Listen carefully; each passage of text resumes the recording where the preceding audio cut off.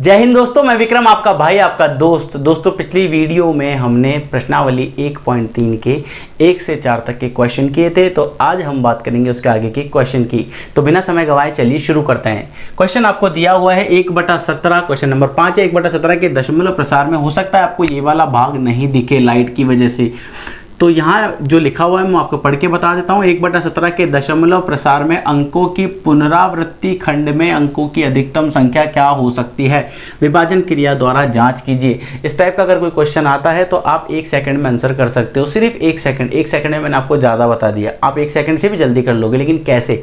पर यहाँ पर इसने क्या कहा कि विभाजन क्रिया द्वारा जाँच कीजिए। जब इस टाइप का आता है विभाजन क्रिया आपको करनी पड़ती है तो उस केस के अंदर वो थोड़ा सा लेंदी हो जाता है। बाकी अगर हम देखें, अगर आपको ये लास्ट इसने पूछा है कि पुनरावृत्ति खंड में अंकों की अधिकतम संख्या, तो सिंपल सा है 16, खत्म। 17 है तो 16, 19 है तो 18, 18 है तो 17, इस टाइप से होता है। अब यहाँ पर आप ध्यान से देखिए, 1/17 आपको दिया गया है, इसे भाग प्रक्रिया से सॉल्व करते हैं। तो यह मैंने लिखा 17, यहाँ लिखा 1 और यहाँ लिखा 17। भाग नहीं जाता है, पॉइंट लगाया, 0 उतारा, अभी भी नहीं जाता है, 1 0 और उतारा, यहाँ पर 1 0 उतारा। 17 का भाग अगर आपको पहाड़ा आता है तो सबसे अच्छी बात है, नहीं आता है कोई बात नहीं, मेरे साथ करिए। 17 कम 17, 17 दूनी 34, 17 × 51, 17 × 4 68, 17 × 5 85।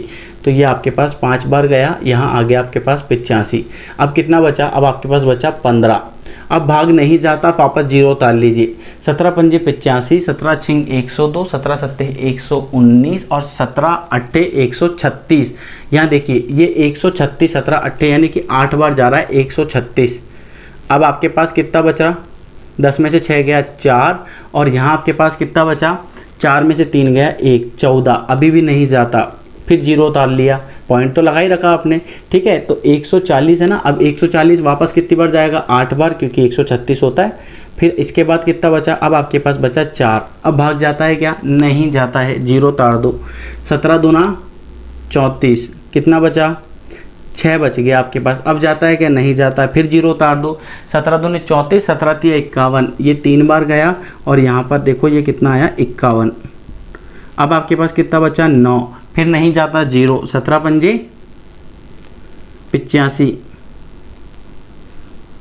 ठीक है। अब आपके पास कितना बचा, अब आपके पास बचा 5। अब भाग जाता है कि नहीं जाता, 0 उतार दो। 17 दूनी 34, कितना बचा, 34 और 6 40। यहाँ पर मैं लिख देता हूँ, इस जगह कर देता हूँ इसको, ठीक है, इस जगह 34, 50 में से 34 को माइनस करना है, तो 34 और 6 होते हैं 40 और 10 50, 16 बच जाएंगे, 16। और यहाँ पर आपके पास देखो ये जो चल रहा है ना, मैं इसको एज इट इज़ लिख रहा हूँ, ये इसके आगे का भाग है जो आपको शायद नीचे नहीं दिख रहा होगा। फिर वापस 17 का ही भाग चल रहा है, ठीक है। अब इसके आगे की बात कर रहे हैं, अब भाग जा रहा है कि नहीं जा रहा है, 0 उतार दो। 17 दूनी 34, अभी देखो 17 × 8 कितना था, 136। 17 नाम कितना होता है, 153। तो यहाँ पर 9 बार कर दो, यहाँ लिख दो 153। फिर कितना बचा, अब आपके पास कितना बचा है, 7 बचा है। अब वापस 0 उतार दो। 17 दूनी 34, 17 × 3 51, 17 × 4 68, ये 4 बार गया, यहाँ लिख दो 68। कितना बचा, 2 बचा। अब आपका वापस भाग जा रहा है कि नहीं जा रहा, 0 उतार दो। 17 दूनी 34, एक नहीं जाएगा तो एक ही बार जाएगा, कितना आ जाएगा यहाँ, 17। कितना बचा आपके पास, 3। अब वापस नहीं जा रहा, फिर 0 उतार दो। 17 दूनी 34, नहीं जा रहा, एक ही बार आएगा, ये कितना है आपका 17। यहाँ कितना बचा, अगर आप माइनस करोगे तो 17 और 3 भी होते हैं आपके पास 20 और 10, यानी कि 13 बचेगा यहाँ पर।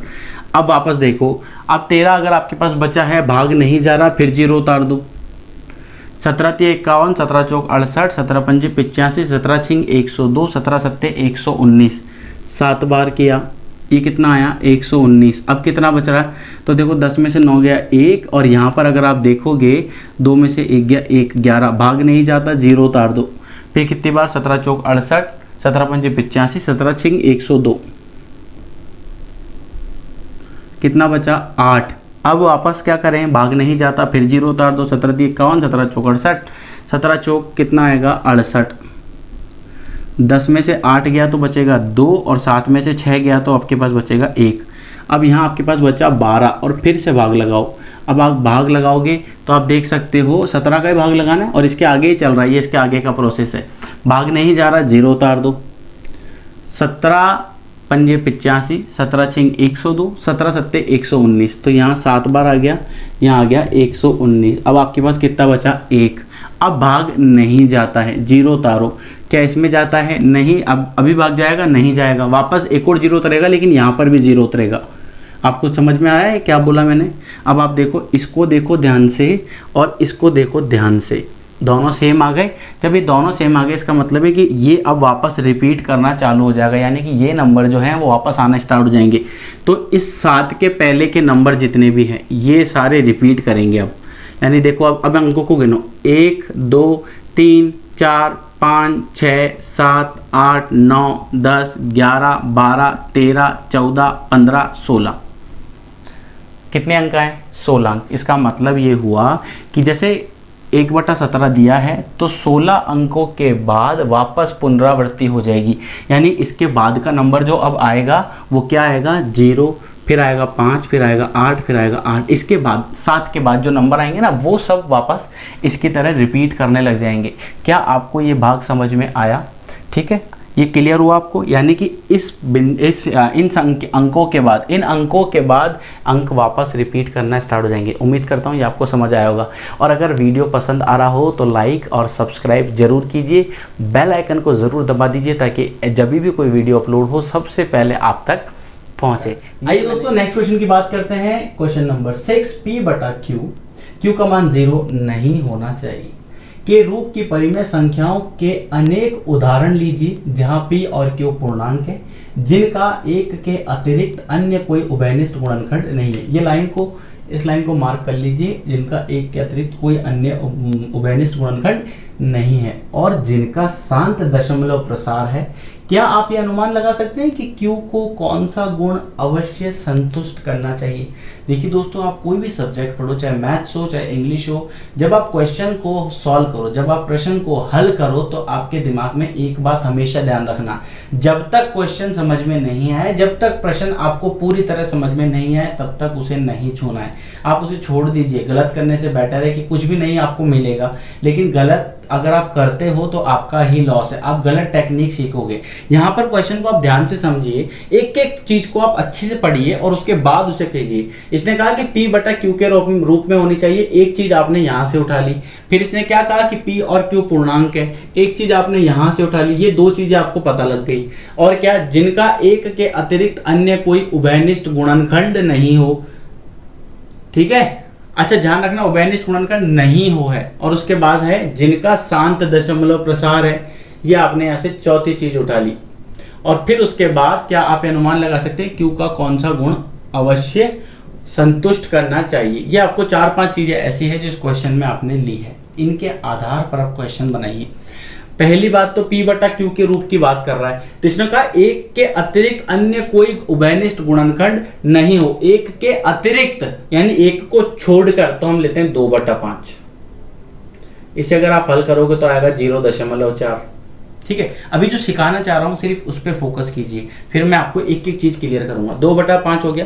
2/5 के बाद अगर हम बात करें 1/10 की तो ये कितना हो जाएगा? 0.1। अगर हम बात करें 3/2 की तो ये हो जाएगा 1.5। अगर हम बात करें 7/8 की तो ये हो जाएगा पॉइंट, और ये भाग 0 हो जाएगा। 7 8 56, 7 8 7 9 7 8 56,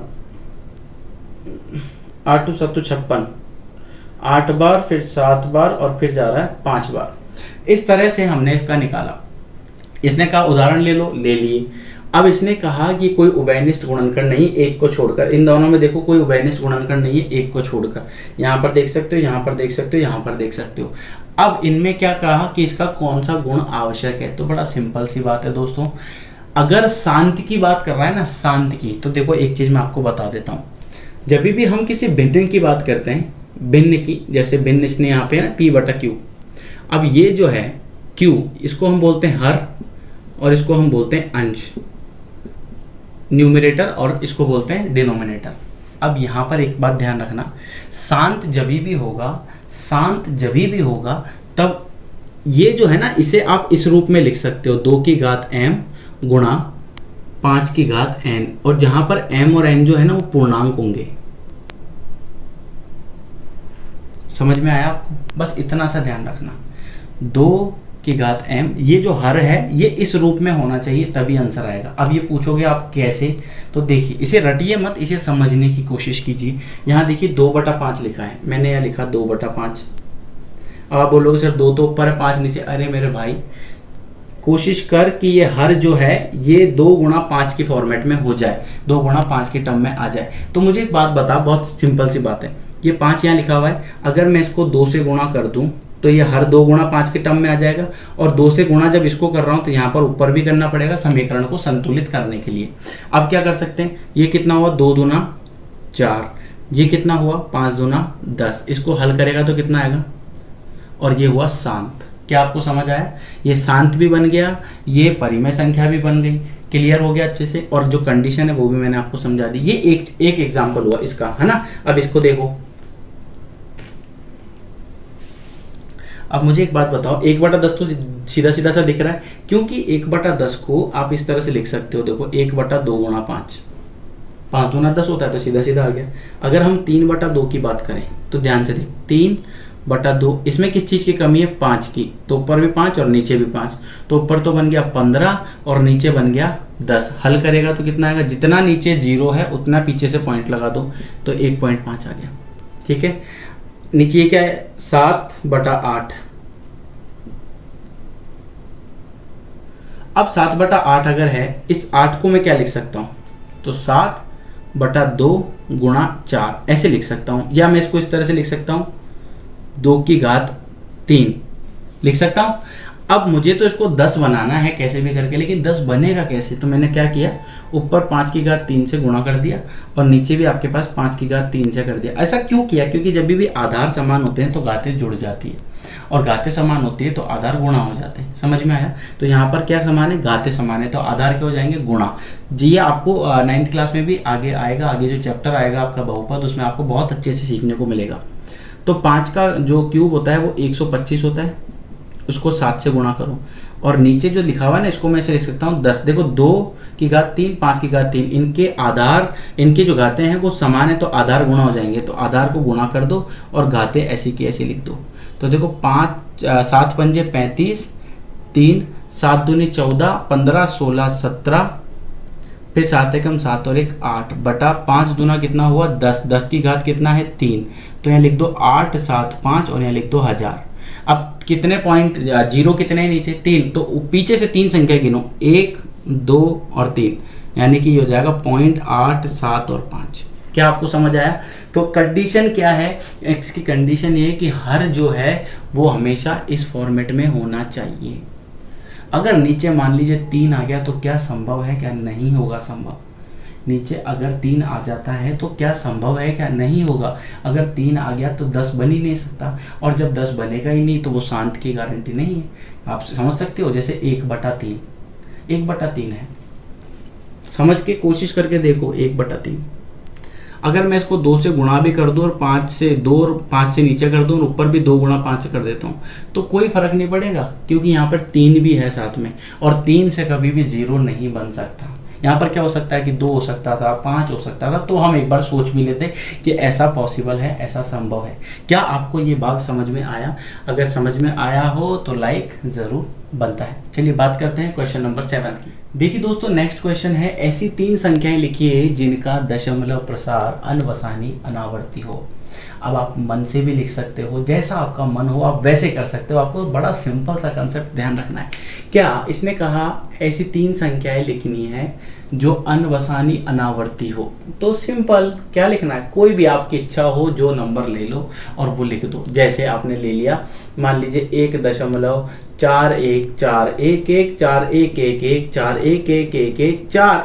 1.414141414141414141414141414141414141414141414141414141414141414141414141414141414141414141414141414141414141414141414141414141414141414141414141414141414141414141414141414141414141414141414141414141414141414141414141414141414141414141414141414141414141414141414141414141414141414141414141414141414141414141414141414141414141414141414141414141414141414141414141414141414141414141414141414141414141414141414141414141414141414141414141414141414141414141414141414141414141414141414141414141414141414141414141414141414141414141414141414141414141414141414141ब् इस तरह से आप नंबर लिख सकते हो।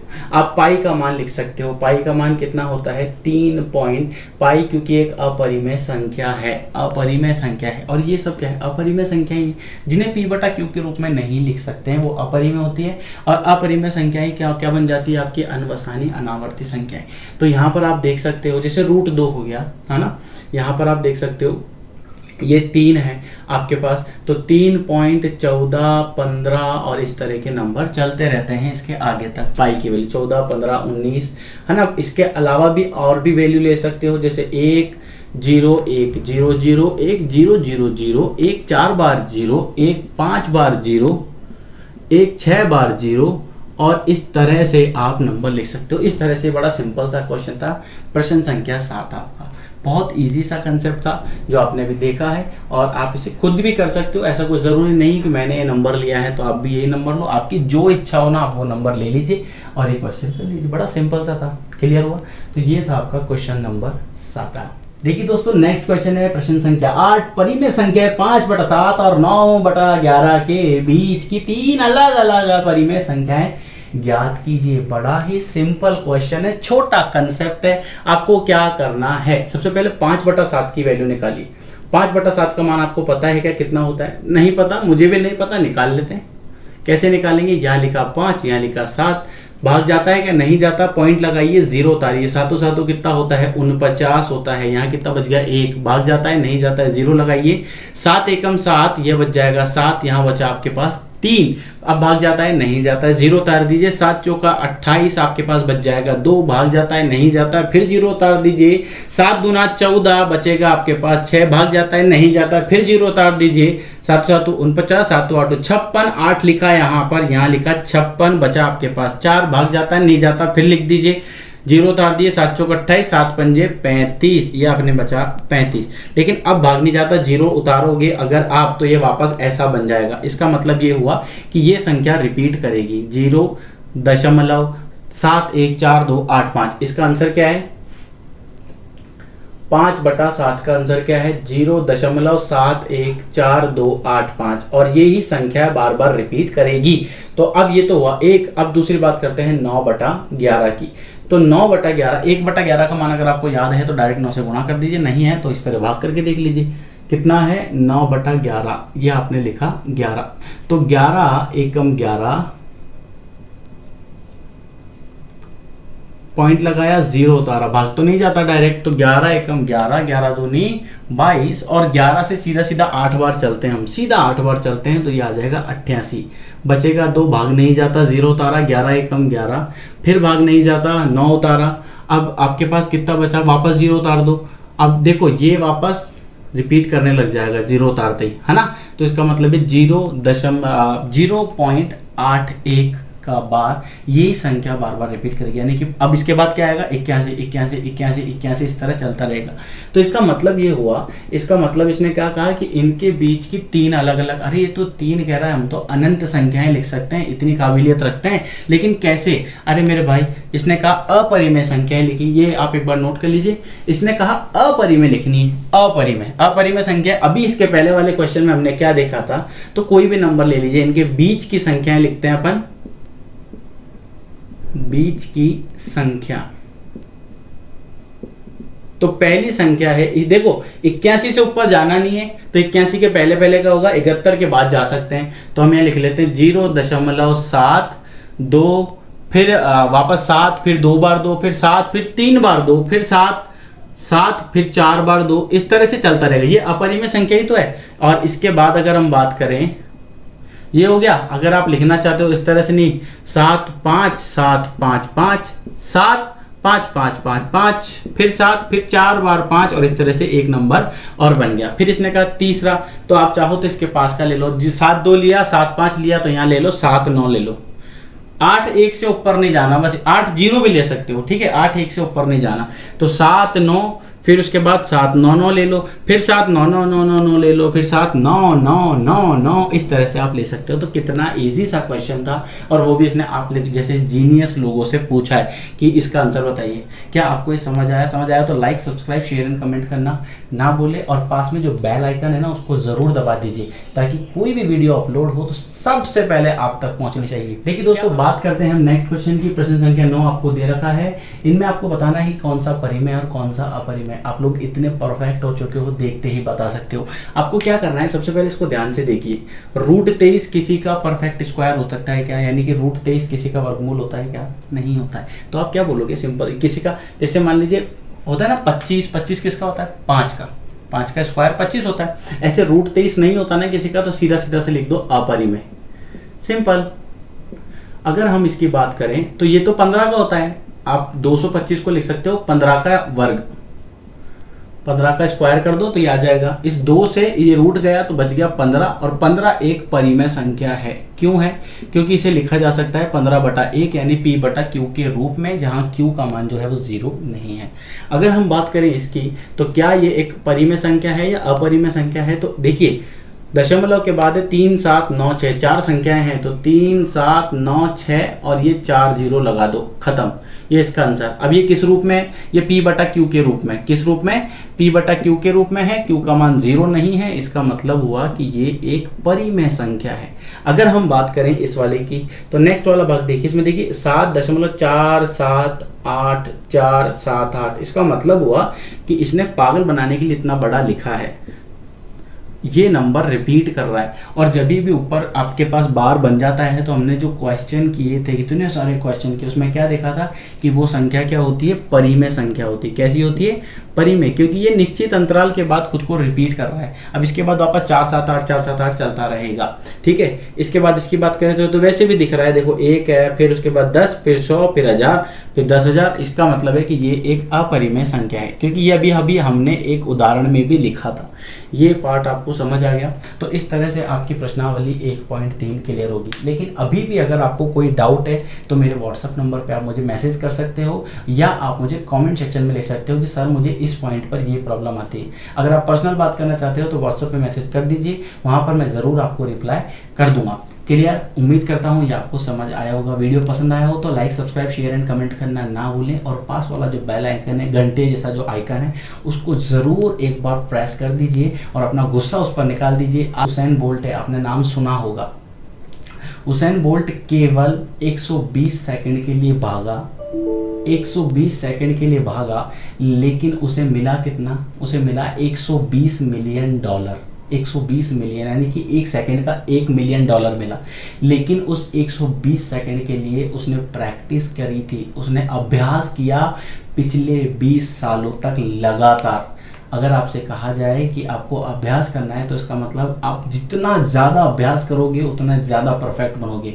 इसलिए जितनी ज़्यादा प्रैक्टिस हो सकती है उतनी कीजिए। क्वेश्चन में डाउट आती है, मैं हमेशा आपके लिए अवेलेबल हूँ। व्हाट्सएप के थ्रू आप जुड़ सकते हो, कमेंट सेक्शन में मैसेज कर सकते हो। चलिए इजाज़त दीजिए, अगली वीडियो में फिर मुलाकात होगी। जय हिंद।